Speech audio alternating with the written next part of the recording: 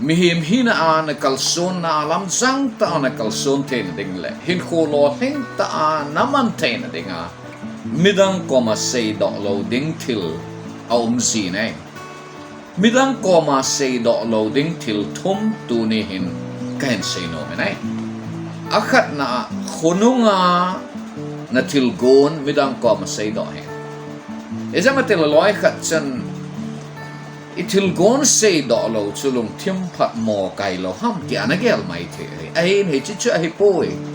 Thil na gon khat chu aphadinga na gon ai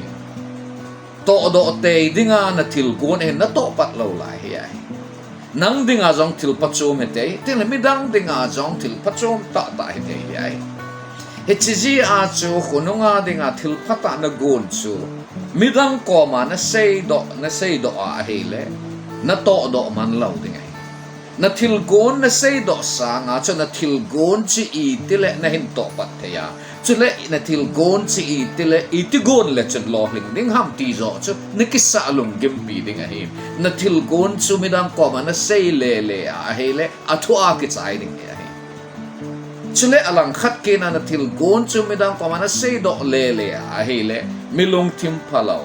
mi gelo mi phalo mi eng si za te hin he che ho chen na Thil gon chu na su mo pi the na lai hi ai he chi si a chu Thil pha khat khonunga to dinga na gon chu midang koma na Seidoh lo ding na Seidoh sa nga che Thil pha na gon che i ti gon le chen lo ling ding ham ti chu lung thim gel ta na ngai to lo heng te dinga na ki go cho ding ai Ting la ani na a midang koma na Seidoh lo ding chu na in sung thu ai nu pakika thu jang he mai the ai lo wa hel te le mo ki ka thu jang he mai the nu le pa la cha te ki ka thu jang he mai the ai le so pi ka thu jang he mai the ai he chi in sung thu ki te him chu midang koma na Seidoh lo ding he ai aji chu midang koma na Seidoh a ai le min na tu sei cho abela mama selam ta ahong ki thang ding na in sung di wa Thil si Thil phamo hong he che cho ding ai chi ji a chu na in sung tu chu midang koma na mo Seidoh lo ding ai izem ti a koi ta bang ham khat na in sung mi na kinai pi mama na in sung mi na in sung ngai lu thei mama jeng mi a le wang ama ho ko ma chu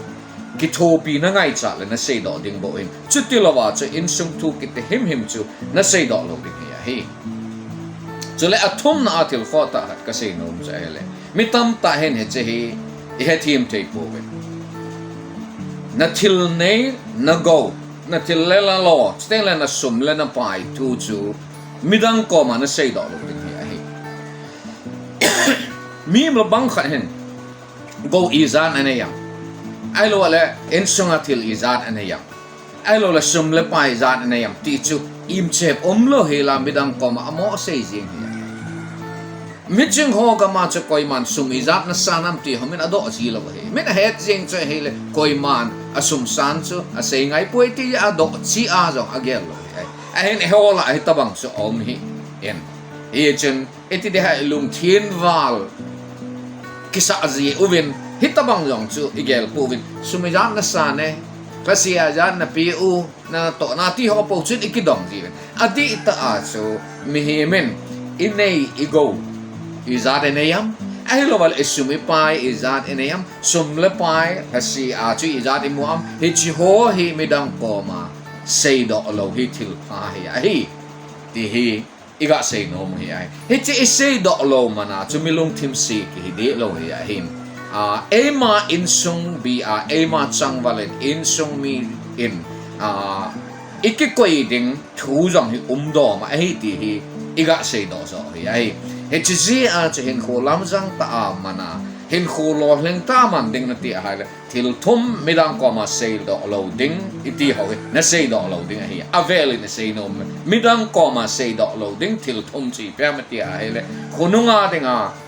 na Thil phagon chu Thil na gon chu na Seidoh lo ding ai ani na in sung tu na Seidoh lo ding ai ting la athum la na cho na Thil nei na go na sum la na pai